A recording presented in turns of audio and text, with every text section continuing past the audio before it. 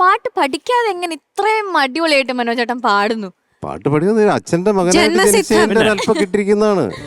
വിത്ത് ഗുണം 10 ഗുണം എന്നൊക്കെ പറയില്ല. ആ ഒരു വിത്ത് ഗുണത്തിൽ ഉള്ള എന്തോ ഒരു ചെറിയ ഗുണം പിടിച്ചിരുത്താൻ അവരിവിടെയൊക്കെ വേണ്ട. അവര് ദക്ഷിണേന്ത്യ മുഴുവൻ ഇങ്ങനെ കച്ചേരികളുമായിട്ട് ബിസി ആയിരുന്ന ഒരു കാലമാണ് ഈ 70s. ബിസി ആയിരുന്നു. ജയവിജയ കച്ചേരി ഇല്ലാത്ത ഒരു ഉത്സവവും ഇല്ലായിരുന്നു, ഒരു സ്ഥലവും ഇല്ലായിരുന്നു.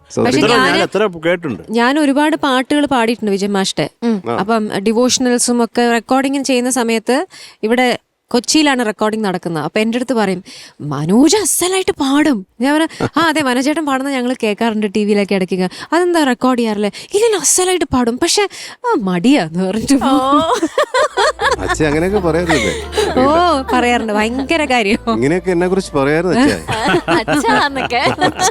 സന്തോഷം.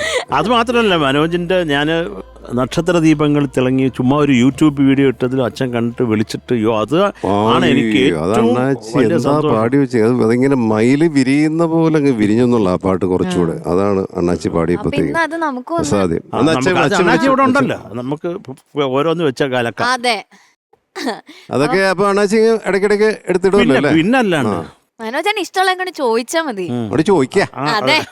ഞങ്ങൾ അങ്ങോട്ടും ചോദിക്കും. ഞാനൊരു സൈഡിലിരിക്കുന്ന, ഞാനൊരു ഓരം ചേർന്നിരിക്കുന്ന ആളാണ്.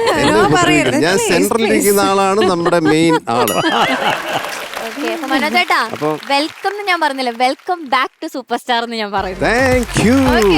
മനോജേട്ടാ, അതുപോലെ അന്തിക്കടപ്പുറത്ത് ആ ഒരു സോങ് ഇതുപോലെ തന്നെ പാടി വല്ല ഡാൻസ് ഒക്കെ കളിച്ച് ചെയ്യേണ്ട ഒരു സോങ് ആയിരുന്നല്ലോ. അതൊക്കെ ഒരുപാട് പറഞ്ഞിട്ടുള്ളതാണ്. അത് ഭയങ്കര ടഫല്ലേ. അതിനകത്തെ അടുക്ക വരികളില്ലേ, കൈതപ്രവണാച്ചിയുടെ വരികളാണ്. ഇപ്പൊ പറഞ്ഞ പോലെ അസാധ്യമായിട്ട് ആ ഒരു ജോണറിൽപ്പെട്ട പാട്ട് അദ്ദേഹം അധികം ചെയ്തിട്ടുണ്ടോ എന്ന് ചോദിച്ച സംശയമാണ്. ജോൺസൺ മാഷിന്റെ ആയിരുന്നു. എം ജി ശ്രീകുമാറും ജോളി ഇബ്രാഹിം ചേർന്നൂടെയാണ് പാടിയത്.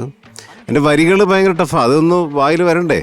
താരിത്തക്കിളി നാക്കിളി മുക്കിളി തൊട്ടുകളിക്കണ കടലയും കുട്ടികൾ അക്കരമുത്ത് കണക്കൊരു കൊച്ചുകിടാത്തിന് തുച്ചു വരുന്നത് കണ്ട് മലർപ്പൊടി തട്ടി കലവില കൂട്ടുന്ന താളത്തുമ്പികളായി വിളിക്കേ പറയെ ചണ്ടകൾ അലറി തരികട മേളമടിച്ചു മുഴക്കും നേരം ചാകര വന്ന കണക്കം മണപ്പുറം ആകെ തരികട മൃതത്തൈ.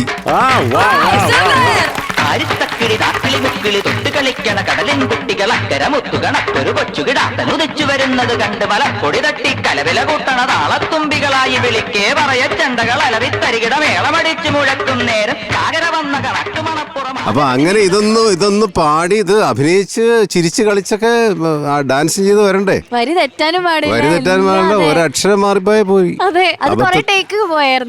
ഒന്ന് രണ്ട് ടേക്ക് പോയി. പിന്നെ റിഹേഴ്സൽ 1-2 റിഹേഴ്സൽ ഞാൻ തളർന്നു വീണു.